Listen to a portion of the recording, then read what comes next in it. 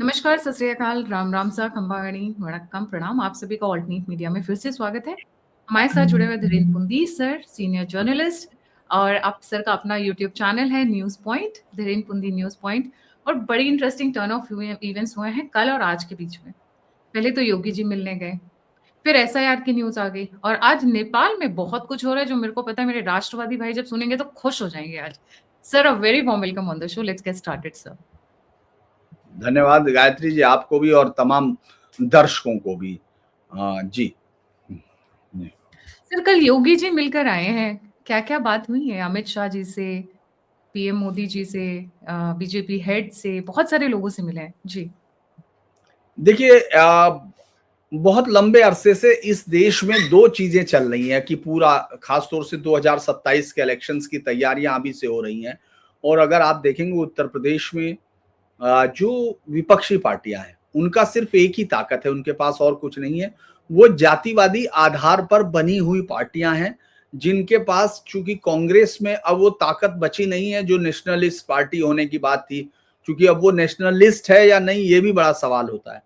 तो वो अगर आप देखेंगे उन सबका सबसे पिछले 2-3 सालों से सिर्फ एक ही चीज है जो हर पत्रकार, चाहे वो जातिवादी राजनीति को सपोर्ट करता हो या वो इकोसिस्टम जो ये चाहता है कि पहले की तरह सब चलता रहे, तो आप देखेंगे वो एक ही बात करता है कि लखनऊ और दिल्ली में तनाव है, दिल्ली जो है लखनऊ पे भारी है, या दिल्ली ने काम नहीं करने दिया।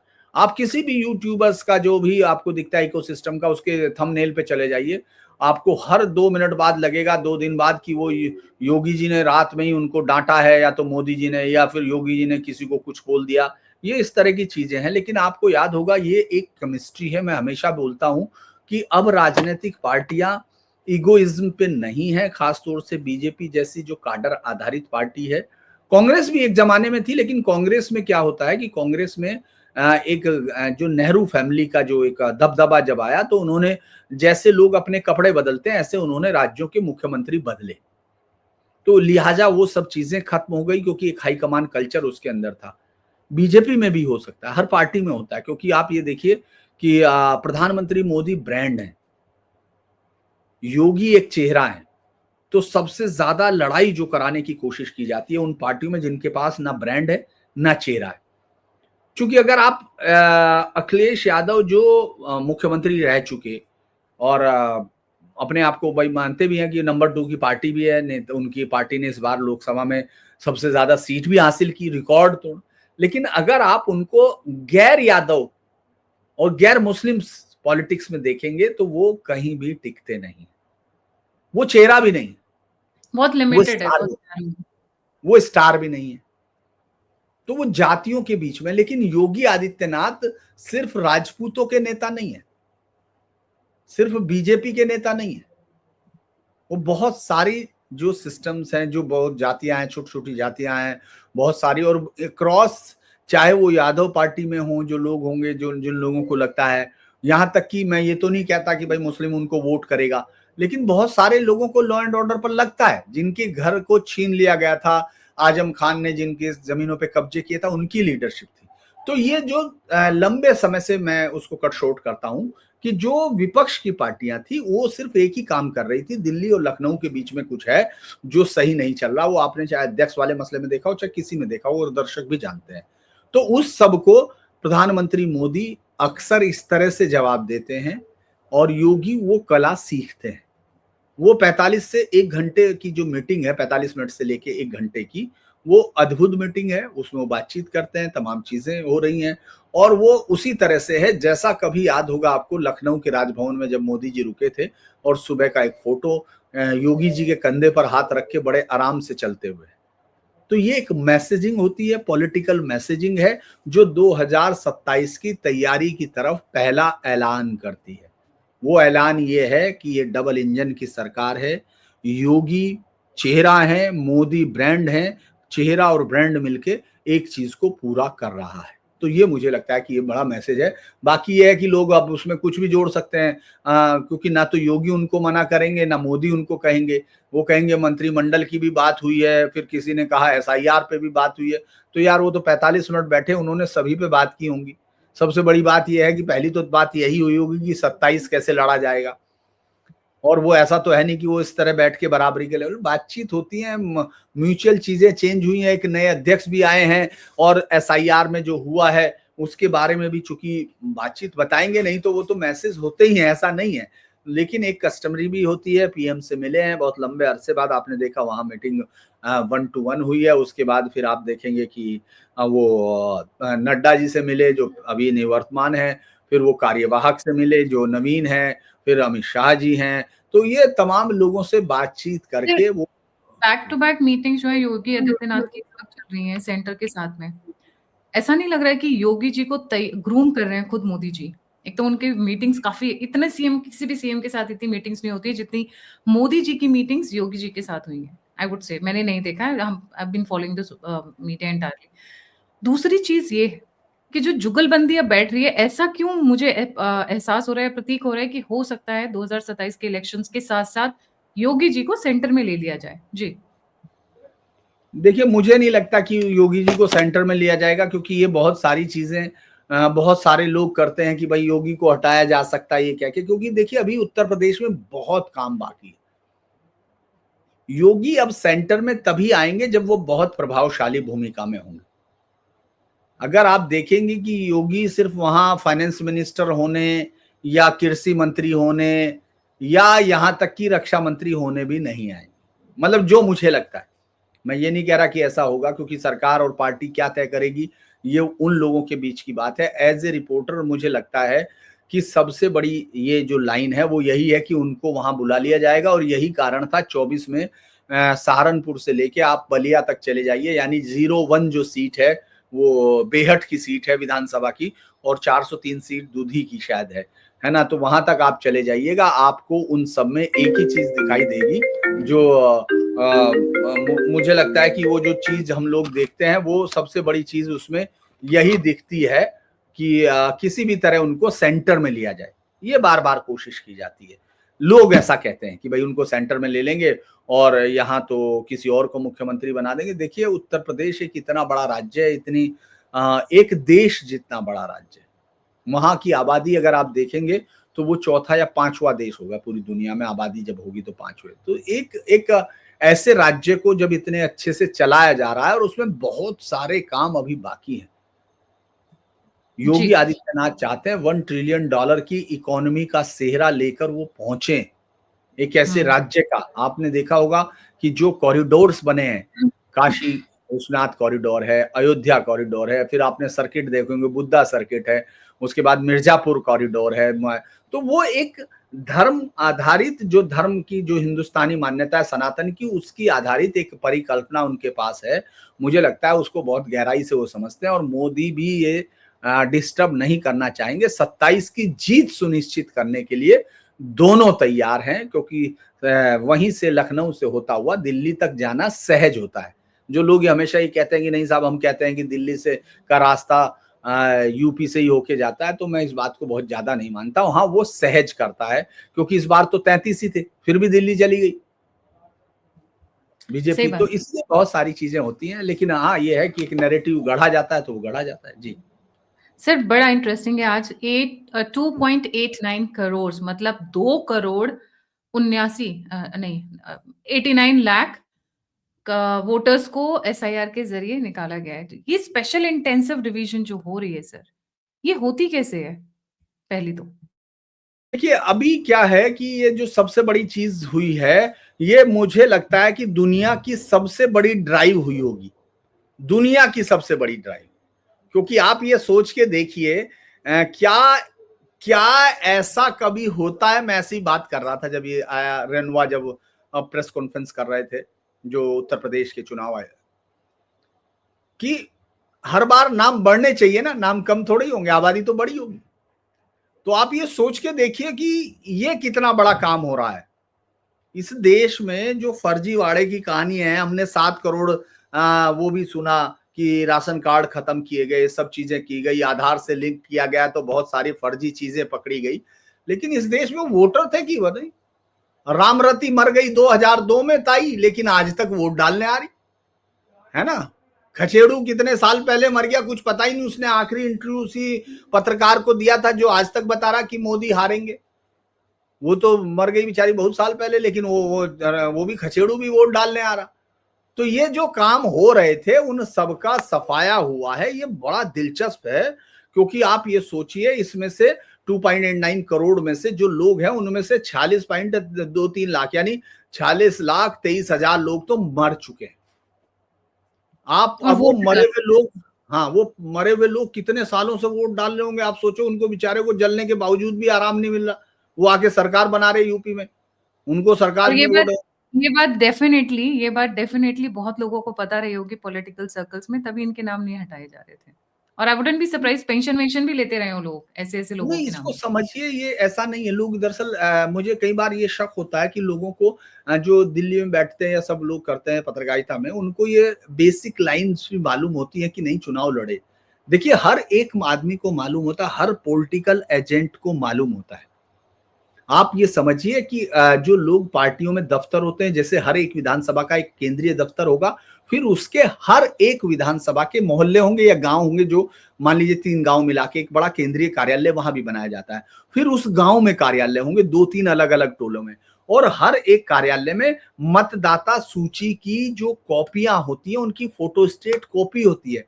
और जो उस मोहल्ले का रहने वाला होता है, जो उस मोहल्ले में रहता है, वो उस पार्टी कार्यकर्ता उसमें बैठा रहता है। तो उसको पता होता है कि इस मकान में 13 लोगों के नाम वोट में है, लेकिन 13 में से 4 बूढ़े मर चुके हैं।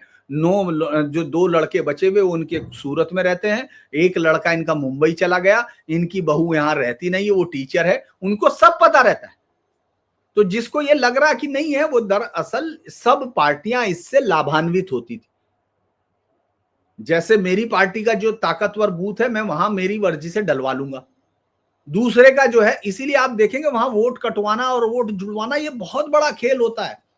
जिसको चुनाव लड़ना होता है, 1 साल पहले से मतदाता सूचियों पे काम करता है। वो 1.5 साल से लोग ये जानते नहीं। 1.5-2 साल पहले से चुनाव लड़ने वाला उम्मीदवार मतदाता सूचियों पे काम करता है। उनके कितने फर्जी वोट, जैसे सपोज कीजिए बीजेपी का एक डोमिनेंस वाला एरिया है, तो समाजवादी पार्टी का उम्मीदवार जो तैयारी कर रहा है, वो सबसे पहले उस इलाके के आदमी को अपने पकड़ के जितने मरे हुए हैं उनके खिलाफ आपत्ति डलवाने के चक्कर में लगा रहेगा। वो इधर वाले के डले रहेंगे। लेकिन फिर उन्होंने देखा, एक राजनीतिक दलों ने कर लिया कि तुम अपने यहां कर लो, हम अपने यहां कर लेंगे। तो ये सब चल रहा था। फिर 2010 में एक बार ये चुनाव आयोग को ये हुआ कि सब, जब यूपीए की सरकार थी, कि जो मरे हुए उनके नाम भी नहीं हटे, क्योंकि तनाव होगा, वो होगा, पता नहीं क्या क्या रहा उसमें। तो ये लोग बच गए यूपी में। उसके अलावा आप ये सोचिए 2,17,00,000 जो सबसे बड़ी संख्या है, जिस पर सबसे बड़ा खेल हो, वो लोग शिफ्ट हुए, परमानेंटली शिफ्ट हो गए। अब आप इसमें सोचिए कि वो लोग कहां चले गए। 25,47,000 जो नाम है वो डुप्लीकेट है।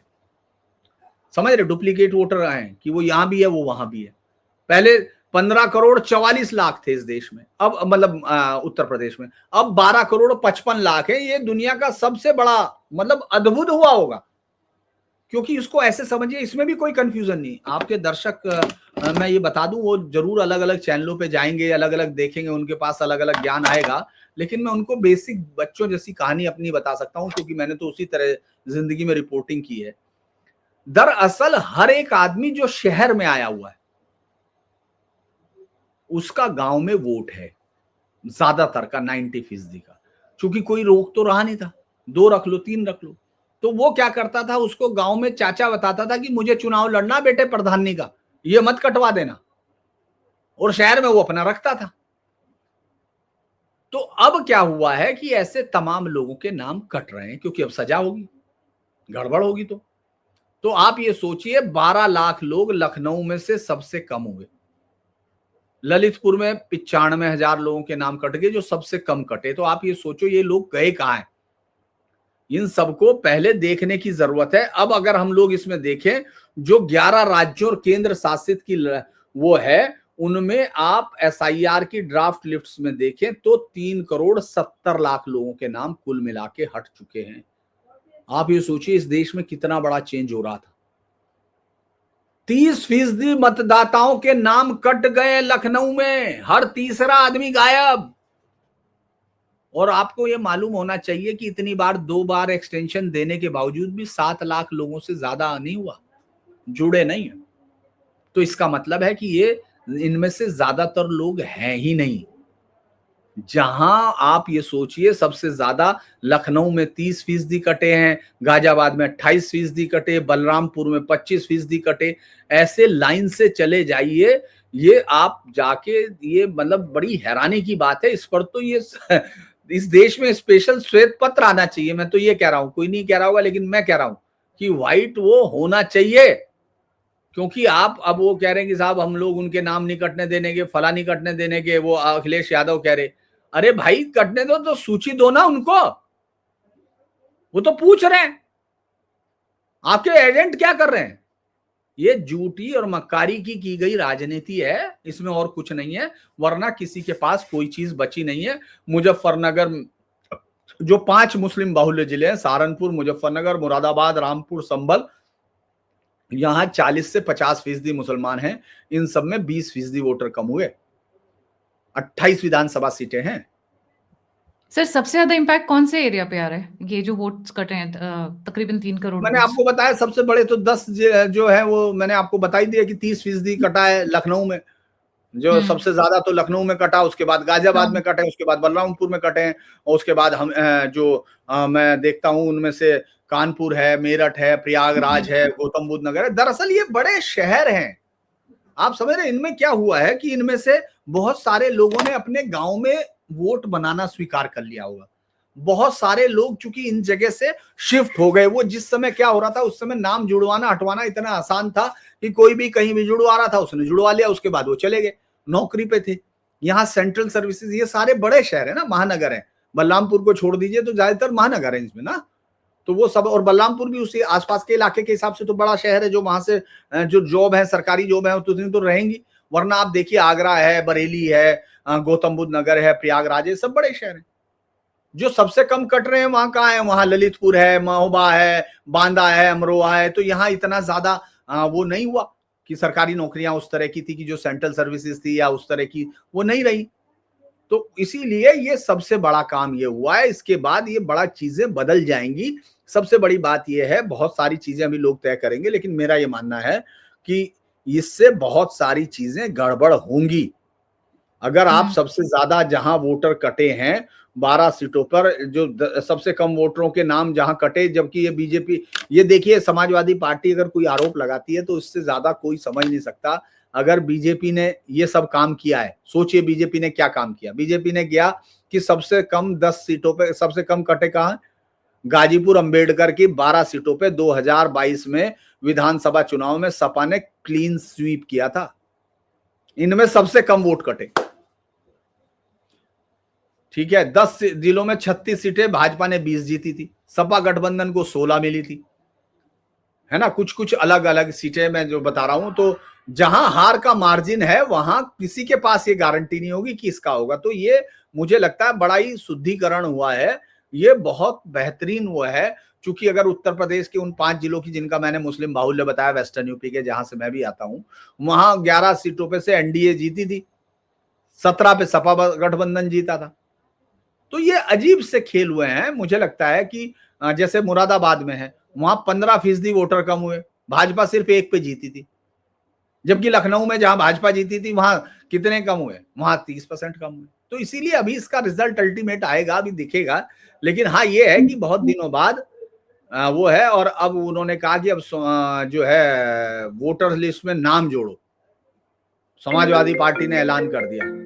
तो मुझे लगता है कि समाजवादी पार्टी का ये ऐलान जो है किसी के पास सुनने की जरूरत तो है नहीं, क्योंकि चुनाव आयोग अपना काम ही कर रहा है। आपके पास आपके एजेंट है, भाजपा के पास सबसे ज्यादा एजेंट आपके हैं, बीएलएस। तो आप उनसे कहिए, जाएं आपत्ति करें, 1 महीना है आपकी, देखा जाएगा। आपको मैं गारंटी ले रहा हूं, यही इस चुनाव में आप यही मतलब आपके चैनल पे मैं बोल रहा हूं कि 1 लाख तो बहुत बड़ी संख्या आपत्तियों की। आप देखेंगे 1000, 2000, 5000 से ऊपर नहीं आएंगे। और पॉलिटिकल पार्टियां करेंगी नहीं, आप जाके देख लीजिए, वो भाषण देंगी, बयानबाजी करेंगी। हाँ, क्योंकि अखिलेश तो कॉन्स्पिरेसी पहले से चिल्ला रहे हैं। कोई भी चिल्लाएगा, क्योंकि आप लाओगे कहां से, ये बताओ ना भाई। मरे हुए को कहां से लाओगे? बाबा को, वो तो मर गए बेचारे। अब कब्र से निकल के आपको जिताने के लिए तो आएंगे नहीं वो। तो इसमें इसमें माइनॉरिटी वाला एंगल भी कुछ है कि ये माइनॉरिटीज के थे और बांग्लादेशीज, कुछ इस तरीके की वो भी लोग बातें। भागे हुए हैं। दरअसल बड़ा इंटरेस्टिंग है, इसमें 5 लाख लोग जो है अनट्रेस्ड है। वैसे तो बहुत सारे लोगों का है, लेकिन अलग अलग जगह पर जो सबसे ज्यादा, लखनऊ का भी मैं देख रहा था, तो इसमें से वैसे बहुत सारे लोग अनट्रेस्ड हैं। उनको ढूंढना है, उनको देखना पड़ेगा कि वो कहां से थे, वो लोग कौन है, वो क्यों नहीं हो रहे, उनको मैपिंग क्यों नहीं हो पा रही, वो सबसे बड़े जो अनट्रेसेबल है उनको देखने की जरूरत है। वो खेल होगा, असली खेल मुझे लगता है वो होगा कि ये लोग जो अनट्रेसेबल हैं ये कहाँ गए हैं, इनको वोट किसको मिलते थे। अब ये कैसे तय होगा, क्योंकि अब ये तो कोई मैंने कहा ना, इसमें श्वेत ताला पत्र लगा के आना निकलेगा। जरूरी है। इस पर श्वेत पत्र आना जरूरी है, श्वेत पत्र आने चाहिए, ताकि ये पता चले कि किन किन पार्टियों ने इसमें मलाई काटी लंबे समय से। क्योंकि ये तो कोई लॉजिक नहीं है ना भाई। ऐसा नहीं लग रहा था कि सर पहले अचानक से माइनॉरिटी की पॉपुलेशन बहुत बड़ी हुई थी। अब जैसे जैसे एसआईआर बढ़ रहा है, धीरे धीरे बांग्लादेशियों की छटाई हो रही है, मृत्यु लोगों का डेटा आ रहा है, अब बहुत सारी चीजें क्लियर होती हुई नजर आ रही है।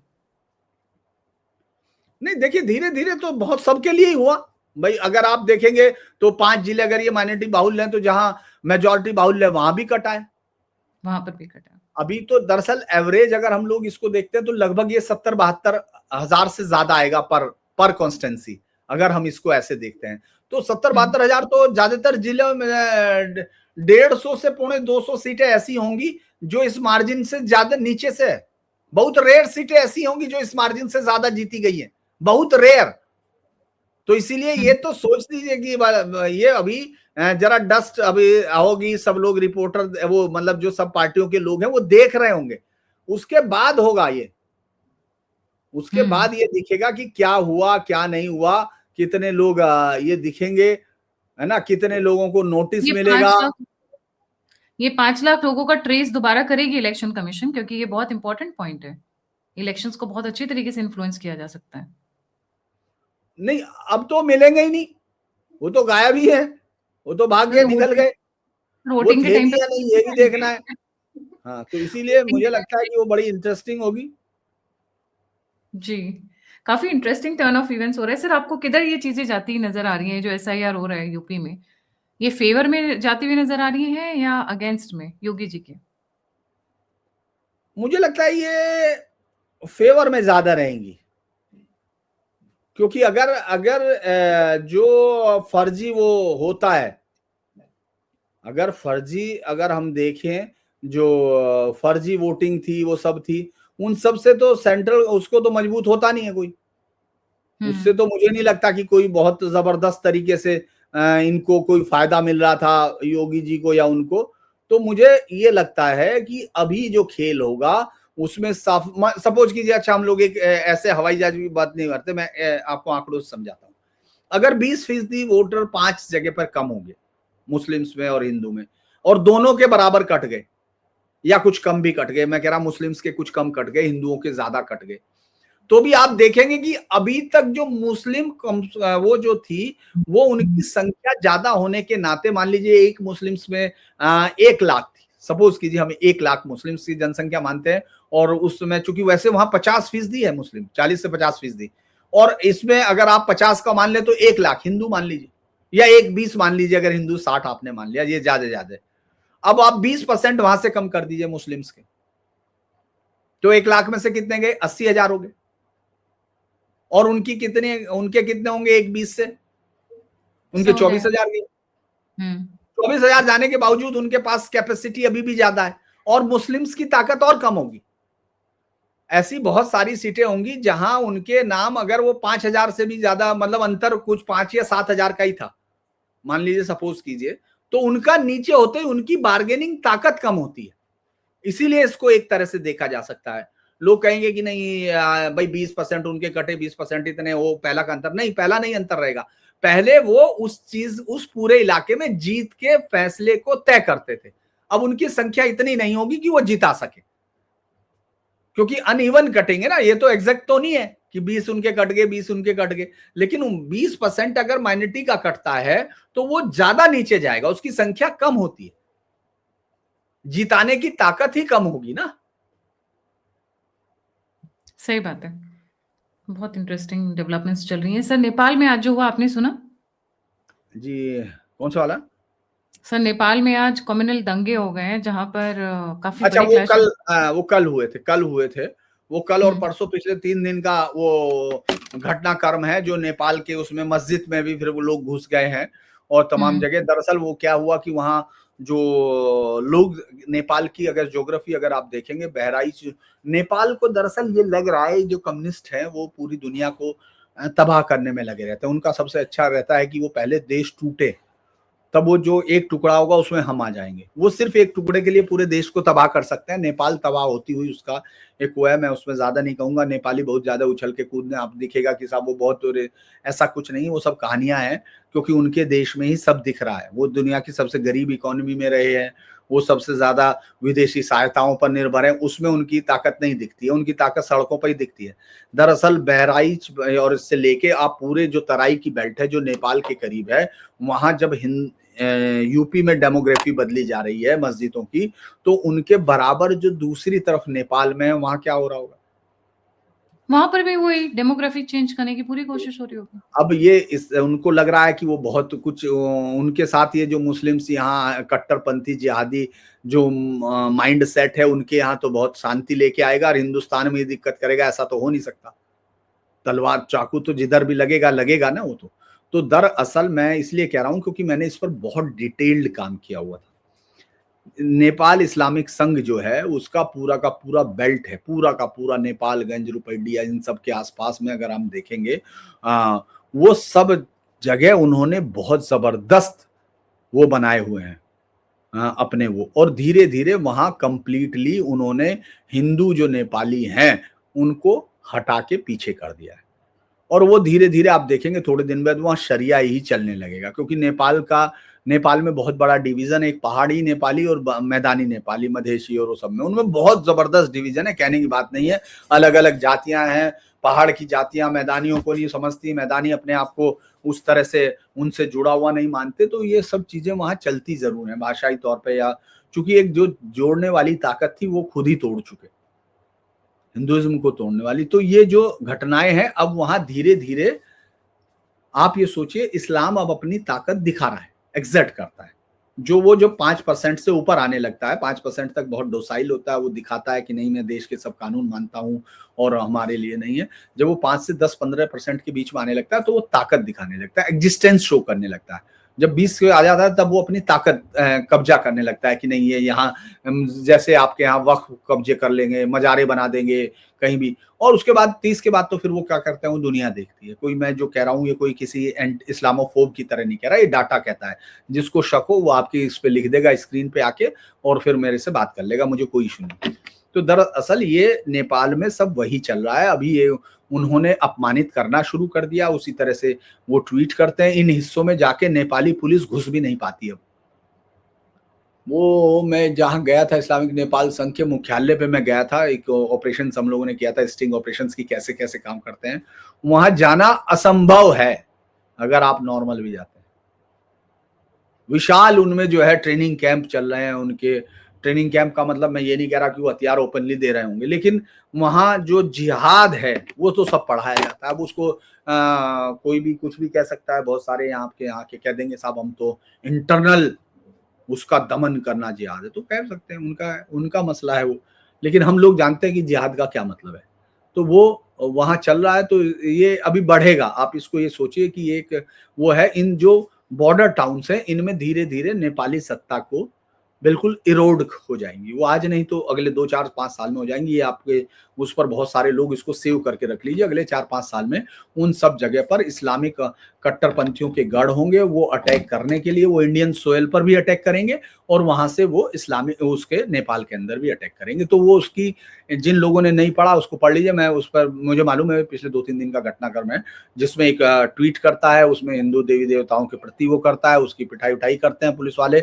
उसके बाद पलट के वापस वो घुस जाते हैं और हिंदू करते हैं और उसके बाद फिर मुसलमान सड़कों पे उतर के वो फैलाते हैं। यही सब है उस घटना का। जी, इसलिए यूपी और बिहार, यूपी नेपाल के बॉर्डर्स को सील कर दिया गया एक्सेप्ट फॉर सेशन सर्विसेज।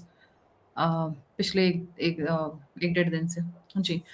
देखने वाली बात होगी, यूपी में इस वक्त इलेक्शंस की तैयारियां पूरे चरम पर है। मैं इसलिए बोलूंगी भाषणबाजी वो नहीं होती है तैयारी ये जो बैकग्राउंड में होते हैं, कहते हैं वॉर इज वॉन और lost even before the war is even fought.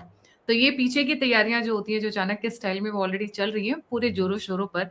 2.89 crore voters gone. I mean it's a big impact for the entire UP elections. Thank you so much sir for joining. जाने से पहले viewer से request है, please don't forget to like, subscribe and share the alternate media.